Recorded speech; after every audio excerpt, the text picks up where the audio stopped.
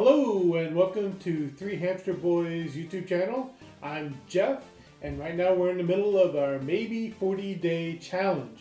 Today is day 23. So we are definitely moving along here. So one of the questions that keep coming up is that I talked about traveling, I talked about visiting different places.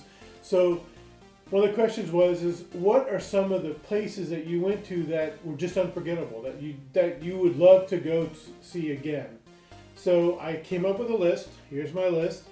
And I did my top 5, but I'm going to give you some honorable mentions first. Okay? So number 1 honorable mention is New York City. I love New York City. I've been there for New Year's Eve. I've been there for Christmas. I've been there for 4th of July. I've been up there many other times. It is just a magical place. There's so many different international places that you can go to. I absolutely love New York, but it just didn't make top 5. So so that's what I can say. Number 2 honorable mention is Munich, and people were like, Munich? Where'd that come from? Well, my wife immigrated from Germany, and Munich and the surrounding area is where her family's from. And every time we go back to Munich, it's just wonderful. There's just something magical about Munich. If you're there during Christmas, it's just incredible. I think most Americans think Oktoberfest, but I don't. I think of the small towns, the small areas around there, the Alps, the castles. It's just an incredible place. I love that place. Number 3 honorable mention is the Caribbean. I have visited so many islands down there, both for pleasure and also as part of the Navy, specifically Puerto Rico, the Virgin Islands. There's been so many places down there, but I couldn't think of one single place in the Caribbean that kind of stuck out more than any other. So the Caribbean as a whole was fantastic, but it's just an honorable mention. Number 4 honorable mention is Hawaii. So I lived in Hawaii for 2 years. I was actually stationed there, and I got to go to 4 of the islands: Oahu, the Big Island of Hawaii, Maui, and Kauai. And I absolutely loved it. Each one is very different and offers something a little bit different for anybody visiting there. The problem was that after 2 or 3 weeks, you've seen everything, and so living there, it became what you do every day, and so I think it lost some of its shine. I loved the place, but I was so homesick at that time, just because I was so far away from the East Coast, which is where my family was. And so Hawaii was fantastic. I loved it there, but it didn't quite make the list. Next is a very odd place that you probably have never heard of before, and that's the Micronesian island of Truk. While I was in the Navy, the submarine visited this atoll, and it's just a small ring of islands. And during World War II, it was a huge Japanese base, and the people that visit that island are mostly Japanese. It was voted as one of the top dive spots with National Geographic's, and that's because it's not very deep in the atoll, and there's so many sunken ships there from the huge battle that was there. And unfortunately for the Japanese, it's kind of like their Pearl Harbor. They come there and they give offerings and prayers for the loved ones that were lost there. There's supposedly 115 ships sunken in the atoll, and you can go diving there, and you can actually snorkel pretty close to most of the ships, and then if you're scuba, you can visit you can see most of the ships. It's both sad and beautiful. The island and area is beautiful, but didn't quite make my list. And then the last one is the Panama Canal. I showed you one of my certificates that I was on a submarine and we went through the Panama Canal. And we didn't stop anywhere. We just went through the locks and got to the other side, went from the Atlantic to the Pacific. And I think it was so remarkable, so unforgettable, and it was so close to making my list. As we were going through it, I kept thinking of Apocalypse Now. There was trees all the way up to the river as you're going through it. We had gunships on either side of us as we were traveling through it. It was surreal. It was magnificently beautiful. And I would have loved to have stopped in Panama and seen the place and meet the people and eat the food, of course. But it was so surreal going through that canal. And I think that it impacted me greatly because of how surreal it was. And I think that if we would have stopped, it probably would have made my list. But because we just went through it, I didn't put it on my list. All right. So here we go. Number 5. Number 5 is a controversial one. So I got an opportunity to go to Israel. Our sub was in the Mediterranean, and we stopped in Haifa, Israel. And the reason this is controversial is, Israel is already kind of a controversial place, but Haifa is the place where the first boats came in after World War II to lay claim to Israel. And so there's a museum there that talks about the Jewish people going there, getting their settlement, and then claiming the rest of the nation. And so it is kind of bittersweet for those that the population, the Arab population around there. But Haifa is considered the breadbasket of Israel. It was incredibly gorgeous. The people were just, fantastic. The food was just, everything we ate was incredibly fresh. I mean, when you talk about farm to table, this was everything farm to table. It was incredible. The hotel we stayed at was overlooking the Mediterranean, and you just saw the whole Mediterranean in front of you. It was just beautiful. One of the most amazing things is that when you went to the breakfast buffet in the morning, because they had such an international crowd there, each region of the world had their own place. So you had American breakfast, you had this Jewish breakfast, you had this halal Arabic breakfast, you had this Nordic breakfast, which was Norway, Sweden, a bunch of different foods particular to that region. You had an Asian area, so there was a Japanese section, a Chinese section, and some other smaller Asian populations had representation for the breakfast. The breakfast buffet was just remarkable, and in the middle they had this mountain of fruit there, and it just showed that this breadbasket that was Haifa was there.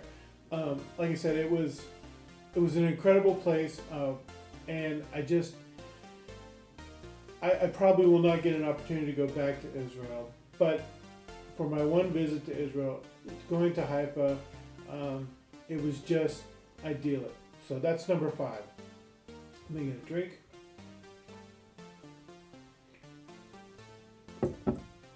All right, number 4. Number 4 is picked because of how unique it was. So I got a chance to visit Gibraltar twice. Now everyone thinks of the Rock of Gibraltar, but there is actually a town of Gibraltar, and it's really just a line of pubs and restaurants. It's kind of a British vacation place. And then right across from the strait is Morocco, so you can take a hydrofoil over to Morocco. In addition, Spain is right there next to the tip where Gibraltar is, and so you can go to Spain and visit places in Spain that are right there on the Mediterranean. Once again, it's beautiful. You go up into the Rock of Gibraltar, you look and you see the Atlantic Ocean, you see the Mediterranean, you see ships coming in, you see, I think if I remember correctly, you can see Africa. It's just a remarkable place. And I loved it. And then on top of that, we were given a tour by some British soldiers that were there, and we got to see the inside of the Rock of Gibraltar, which during World War II had, I think, 15,000 soldiers there. And it was just remarkable to go through there, and we got to walk into places that were carved out of the stone, 1,000 years ago, 1,500 years ago. It just was remarkable because as we went deeper and deeper into the rock, it got older and older. And so it was just remarkable to see that. So Gibraltar is my number 4 place. It's a great starting place. like I said, you can get to Africa, you can get to the mainland of Europe. You're right there at the mouth of the Mediterranean, so that's number 4. All right, number 3 is unfair. It's an unfair example, but I picked it anyways. When I was in the Mediterranean, there is a French naval base that we always stopped at, which was Toulon. And outside Toulon, right on the Mediterranean, you could go to the east. You could go to Nice and Cannes and Saint-Tropez and eventually Monaco, but it was just a beautiful stretch of the Mediterranean. And you go to the west, you get to Marseille, and eventually get to Bordeaux. So I had 2 trips in the southern part of France that have impacted me because they were so beautiful. And it actually tainted when I got a chance to go to Paris, because I just was not impressed with Paris because I thought the southern part of France was just so wonderful. So I got one of my car trips, I got a car, and for 2 days we drove up the coast going east. So we stopped in Nice, we stopped in Saint-Tropez, we stopped in Cannes.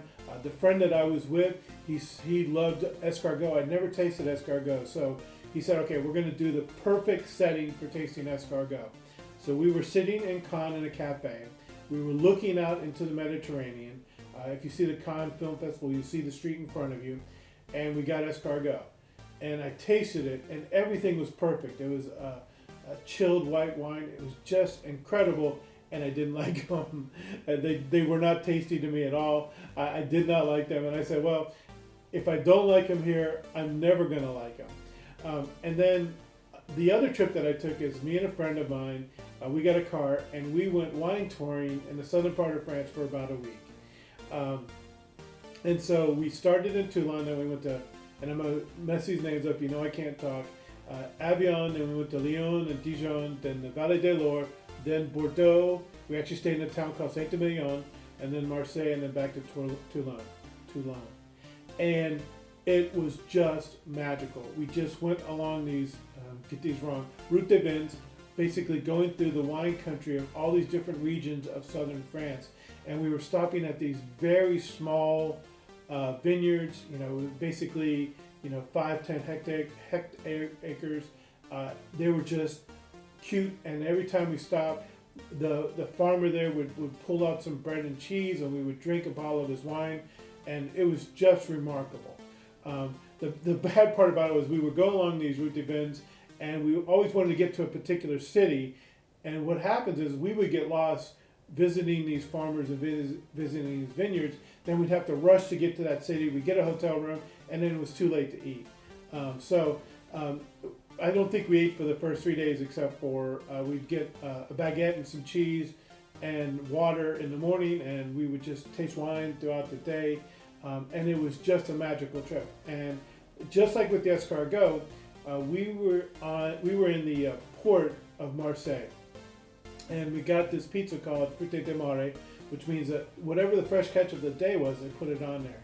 And on there, besides sardines and vegetables and whatever, they had some calamari on there.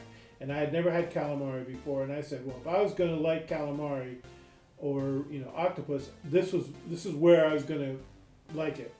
And we had the pizza, and the calamari was just absolutely incredible.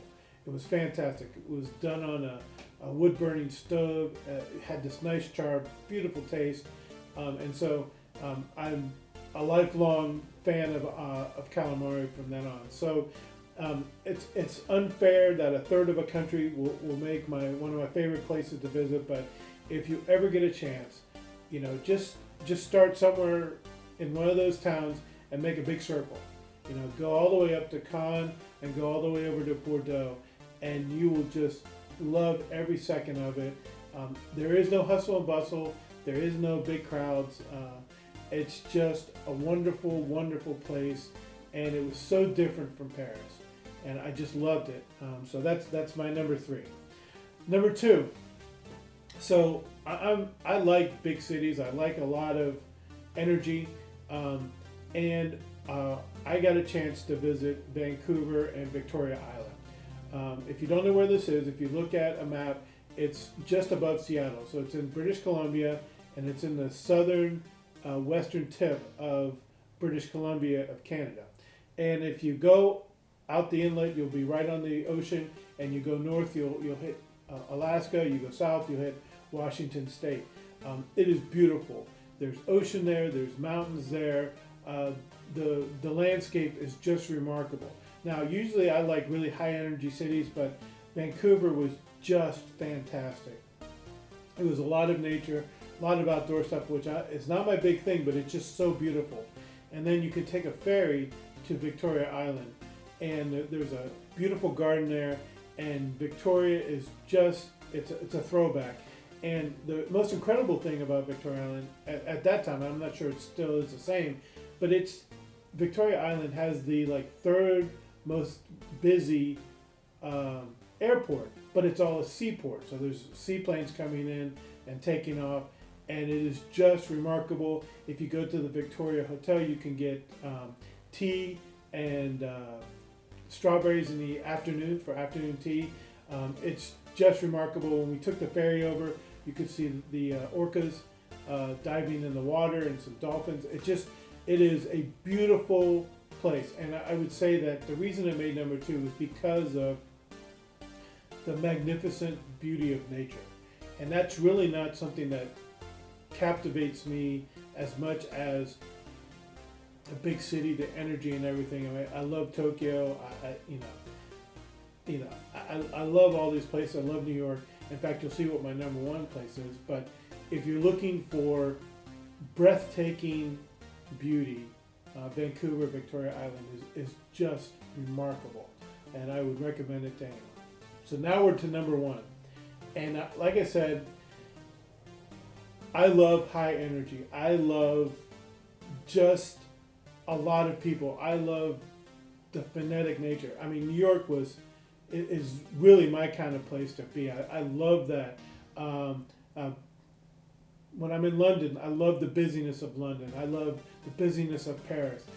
It just is remarkable. So my number 1 place that I selected was Hong Kong. Now, I will give a caveat here. I visited Hong Kong many years ago. It was before the British had handed it back over to the Chinese. So I am in an era of British rule that I remember Hong Kong. And it was fantastic. It was magical. I loved it. There was so many people, so many things going on. There were ships everywhere. It was going back and forth. You took a ferry to the different parts around there. The Chinese were just remarkable people. And you would go down these alleys and there would be just so many things. The city was alive. It was just remarkable. And I loved it. I loved every moment of it. To me and my friends we would go down alleys and we'd go places and make sure there was no English being spoken, and then we would try food, or we would go into these shops and we'd see these people, and it was just remarkable. And there was people everywhere, and just the energy level, and it was 24 hours a day. It just was remarkable.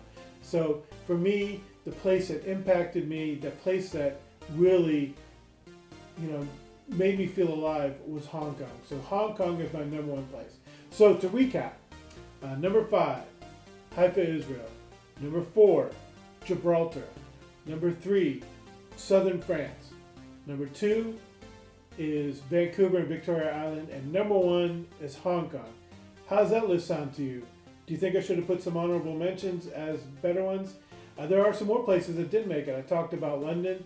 I almost started working in Madrid. Madrid was another one that I absolutely loved. So put your list down there. Let's see what you think. So anyways, follow my social media on Twitter, Facebook, Instagram, @3 Boys. If you like this video, press the like button. And if you want to see more of these videos, because we're almost coming to the end, please subscribe to my channel. And once again, thank you so much for watching. Keep those comments coming. I love hearing them, and I'll talk to you next time. Thank you. Bye.